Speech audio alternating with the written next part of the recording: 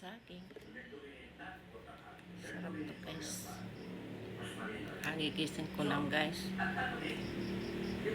Merienda. Sabi ko.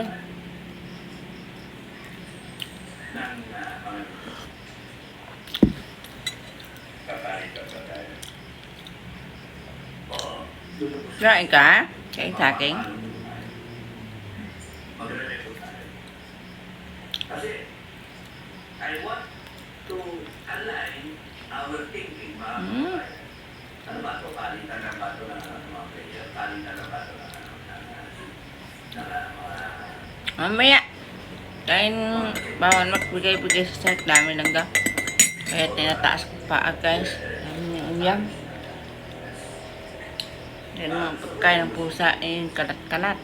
Kasi ay Harap ng saging guys. lalo na tayo mga susunod.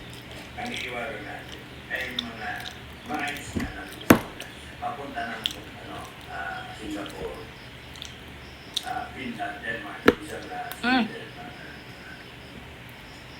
na self-sustain. Kain ng saging. Walang utang, zero utang. Sisuruhin natin yung utang. Kaya, Sarap patulog guys. Ito lumamig-lamig na ang panahon guys. Nauulan-ulan na. At matulog. Sabi, hindi na ako magigising ay. Nakalimot na ako nag-ingits guys. Tinamad na. Ninula ko patulog guys. Until, because I presented something, kung ito, wala mo na tayo utang. Wala tayo utang. Tingin na yung utang, 2026. Kung may mangyayari 2026, kung magre-reboot tayo. Kung. Kasi kung hindi tayo magre-reboot, tuloy-tuloy lang yan. Tama ba? So what can you expect?